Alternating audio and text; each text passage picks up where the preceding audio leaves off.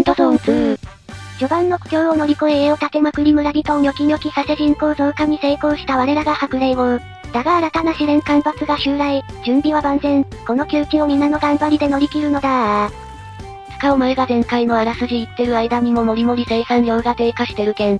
1分間に生産できる量が目に見えて減ってる。干ばつ直後に即時停止ではなさそうだけど、1分かからず生産量ゼロになりそうだ。湖が乾くその瞬間まで水を汲め最後の一滴も取りこぼすなあ。あらら池がカッサカサになっちまった。もう干上がったか、水の運搬車と漁師は別の作業場に移れ。あとは水が戻るのを祈るばかりだ。まあ干ばつ期間は4分程度、これくらいなら多分いけらー。干ばつになんて負けないぜ。毎度おなじみの週末廃品回収車でーす。ご家庭で不要となった廃品を差し出しやがってください。干ばつ中は廃品回収業務に注力。もうすっかり暗くなっちゃったよ。残り3分で貯水がなくなります。でも干ばつ期間はあと1分くらいだから大丈夫。食料も減ってるが乗り切れそうだ。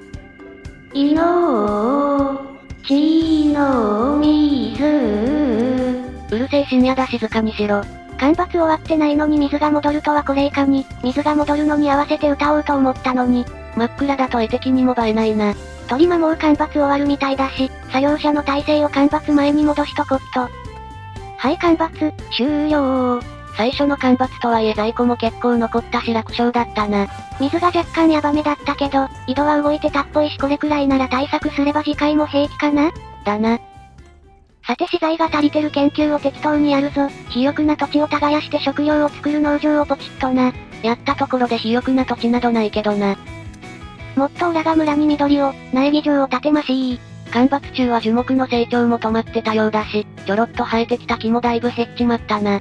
廃品回収で拾っちゃいるけど在庫が増えぬ。木材ないと何もできないぜ。村人ニョッキニョキ、干ばつ終わったし人増やすぞ。敵が足りねえ。廃品回収したのが届くまでお預け。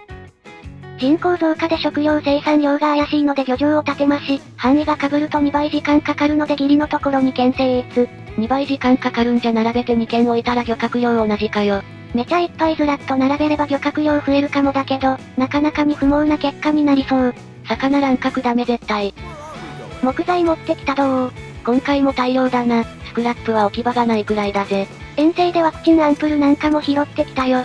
お薬ゲット、なんかに使えそうだな。マップはこんな感じになりそうろー。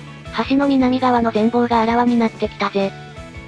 さて木材も搬入完了。レンガ工場を粘土の採取場所の近くに建設だー。すごいずら、オラたちの村にレンガが来るべ。あ、これ近くで石炭作るとバフかかるみたい。石炭は作ってるがちと場所が遠いぜ。じゃ植林するところから準備しますか。木が生えてくるまでに忘れないようにな。あいよ。農業の研究が終わったので、お次は拾ったワクチンを使って薬局を研究。薬は作れない。拾った薬を売るだけのやべえ薬局ができそうだ。遠征でジャガイモゲット。だが肥沃な土地はない火薬。ボリボリむしゃむしゃ。こら種もう食うんじゃねえ。てへ。自動車整備場で使えそうな車を見つけたけど、バッテリーがなくて下ろせない。追加の車が手に入れられるならぜひとも手に入れたいぜ。ご安心ください。すぐ近くにバッテリーございます。近場に置きっぱにしてたバッテリーをダッシュで取りに行った。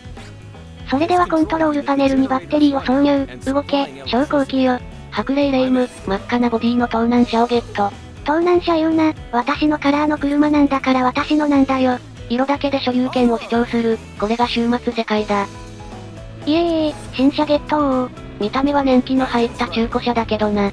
小型のバギーだからこれはかなりの速度が出そう。あたい、草原で風になる。昔のヤンキー漫画かよ。てかこれ小さいから荷物は3つしか乗らないな。村の方では桟橋と漁場を、建てまし。さっきも建ててたけどまだ足りんのか？いや施設を多めに建てといて人員は割り当てず、資源の必要量に応じて生産量をコントロールするであります。なーる。あやべ、レンガ工場に人割り当ててなかった。こんな調子で生産量をコントロールするつもりかよ。絶対そのうちやらかすぞ。まあそん時はそん時で。おい。職場は人手不足だしコミュニティの建物建てようかな。お、ついに福祉に手を出す余裕が。いや敵を1本植えるのに木材20に水20だと？木1本で村の備蓄の10分の1の水と、3分の1の木材が消える。無理です。ダメだこりゃ。美観より実利を、村に役立つものを建てるぞ。この沼地を開拓するまずはここに倉庫を作るぞ。沼地開発。沼地ではワクチンの原料となるハーブが生産できる。ここに農場を建設だ。食料は育てられないがハーブは育つ。沼地も立派な資源の一つだぜ。いずれ来るであろうパンデミックに備えて、今からワクチンの準備を進めるのだ。村人増殖85人、居住スペースもいっぱい。レンガ使って家をアップグレしてスペース増やすか。レンガ在庫足りなくて家のアップグレの研究がまだっす。おい。よし薬局の研究が終わった。例の拾った薬販売店か。ちなみに薬作る場所の研究も薬局です。わかりづら、せめて調剤所にしてくれ。アーリーアクセスだしそのうち治るよ、多分。で適当にコストが揃ってるのを見たら、改良型工具工場があったのでこれを研究。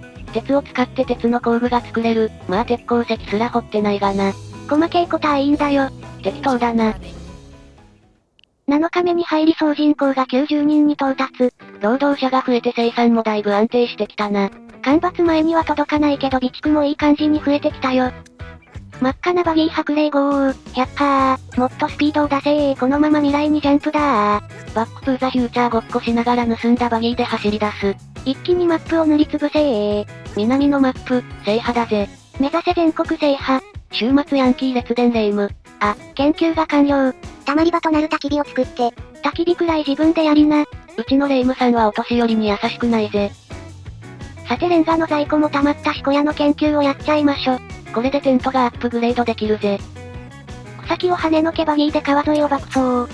これ絶対家帰ってから草とか絡まってて後悔するやつだ。マップは綺麗に埋まってないと気になるんだよ。お前変なところで細かいな。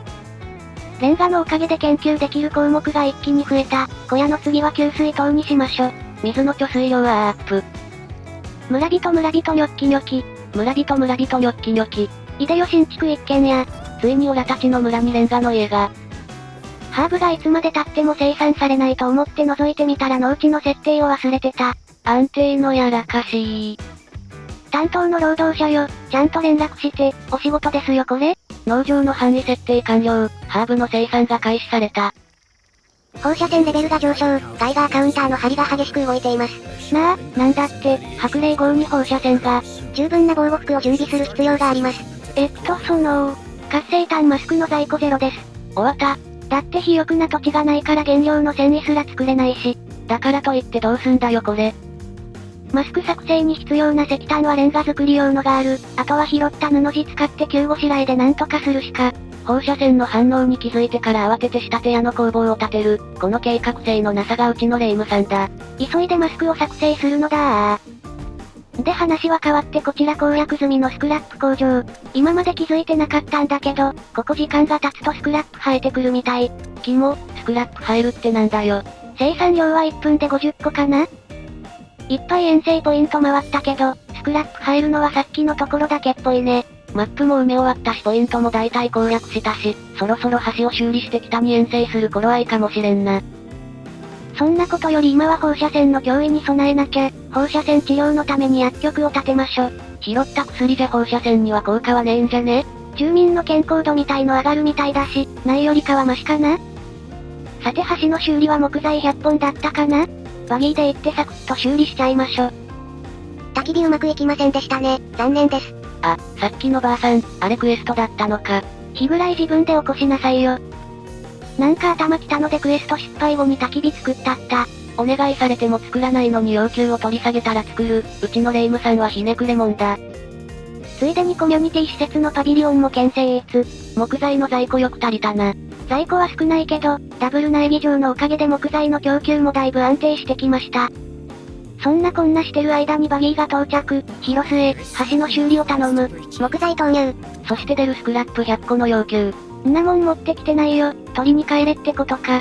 理不尽な要求に広末さんの頬も心なしか膨らんでおります。放射線による有毒な雨まで残り時間3分を切った白霊号、活性炭マスクの在庫がちょびっとできました。完成直後に村民が殴り合いの奪い合いしてそう。おこになった広末に代わり私のそっくりさんがバギーで往復してスクラップ100個を運搬。スクラップ投入。はい、工具25個か鉄の工具5個ね。んなもん持ってきてないよ。これにはレイム2号もしょんぼり顔。なお今ねじ込んだスクラップは野生のスクラップです。増殖するスクラップが世界を埋め尽くさないか心配になる現象だな。活性炭マスク生産、しっかりやっとるか。生産は1分に6個、でも全然在庫が増えていかない。ほら、マスクが欲しかったら順番に並べー。有毒な雨はもう降ってるみたいだな。残り時間は7分くらいか。ある程度はマスク渡せたっぽいしなんとかなるかな？どうなることやら。ただいまの土壌の放射能は 1%、放射線防護服は 20% です。では有毒な雨が降る夜中に橋の修理に活かされる広末を見ながら今回はここまで。色々やらかしつつもプレイしてますがよろしかったらチャンネル登録よろしくお願いいたします。嬉しいです。放射線への準備を全くしてなかったところに降り注ぐ有毒な雨。果たして白霊号は汚染で滅びの道を歩んでしまうのか？気になる方はチャンネル登録がおすすめなんだぜ。ではまたお会いできることを願って。またねー。